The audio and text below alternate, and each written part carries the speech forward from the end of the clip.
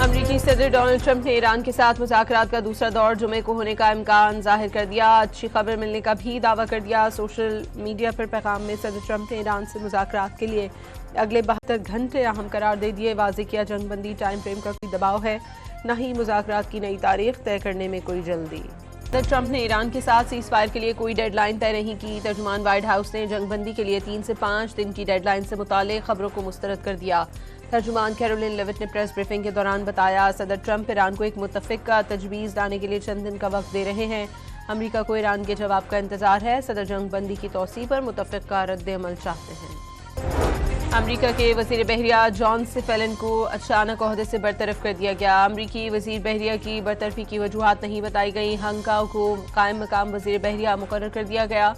John cephaeline को 2024 में सदर ट्रंप ने वज़ीर नेवी नामज़द किया था। ईरान ने समंदरी नाकाबंदी खत्म करने की सूरत में मुकम्मल जंगबंदी काबिल कबूल करार दे दी। ईरानी पार्लियामेंट के स्पीकर मोहम्मद बाकर कालिबॉफ ने कहा, जंगबंदी की खुली खिलाफ वर्जी की सूरत में आबना हुर्मुज़ को दोबारा खोलना नामुमकिन है।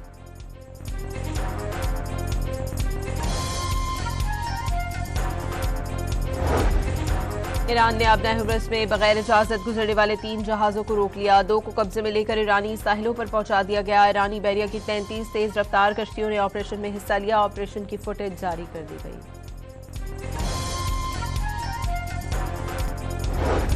ईरान आबना हुर्मुज़ को 6 माह बंद रख सकता है। पेंटागन हुक्काम का कानून साजों को इंटेलिजेंस जायजे के बारे में ब्रीफिंग में खदशे का इजहार। आगाह किया कि जंग के खात्मे के बाद आबना हुर्मुज़ से बारूदी सुरंगों को मुकम्मल तौर पर साफ करने में 6 माह तक लग सकते हैं।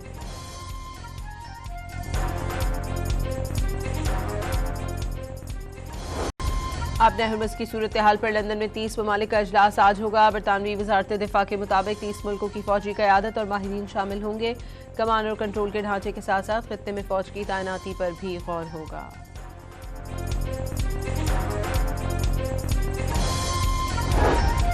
ईरान की एक बार फिर पाकिस्तान की कोशिशों की तारीफ। तर्जुमान दफ्तर खारजा इस्माइल वक़ाई का कहना है, तेहरान मशरिक़ वुस्ता जंग के खात्मे और क़याम अमन के लिए पाकिस्तान की कोशिशों को सराहता है। ये जंग ईरान ने शुरू नहीं की, ईरान अपनी सरजमीन का तहफ़्फ़ुज़ कर रहा है।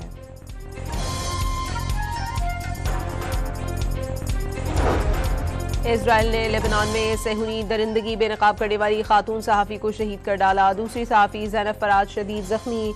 इजराइल ने अमल खलील को जानबूझकर निशाना बनाया। उन्हें इजरायली नंबरों से धमकियां मिलती रही थी। मकामी सहाफ़ती ज़राए का दावा।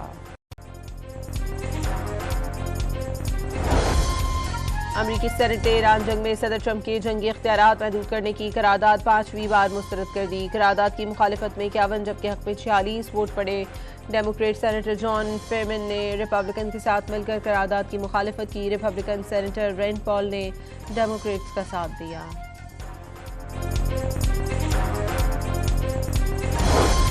आलमी मंडी में खाम तेल की कीमतों में 4% इजाफा हो गया। अमरीकी खाम तेल की कीमत 4% इजाफे से $96.73 फी बैरल हो गई। बरतानवी क्रूड ऑयल $105 फी बैरल हो गया।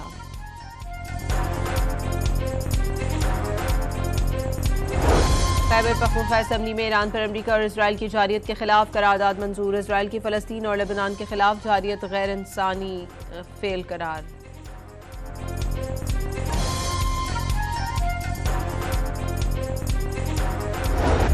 कराची में शहीद मिल्लत रोड पर पुलिस और मुल्ज़िमान के दरमियान फायरिंग के तबादले में डाकू हलाक और साथ ही फरार हो गया। मुल्ज़िमान शहरी से लूटमार में मसरूफ थे। गश्त पर मौजूद पुलिस एहलकार वहां पहुंच गए। मुल्ज़िमान ने पुलिस एहलकारों पर फायरिंग कर दी।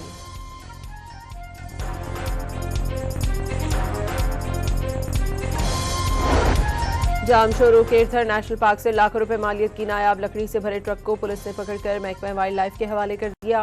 महकमा वाइल्ड लाइफ ने चोरी का मुकदमा दर्ज करा दिया।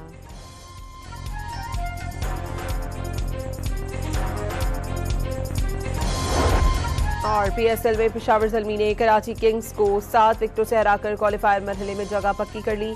दूसरे मैच में हैदराबाद किंग्समैन ने मुल्तान सुल्तान्स को शिकस्त दे दी।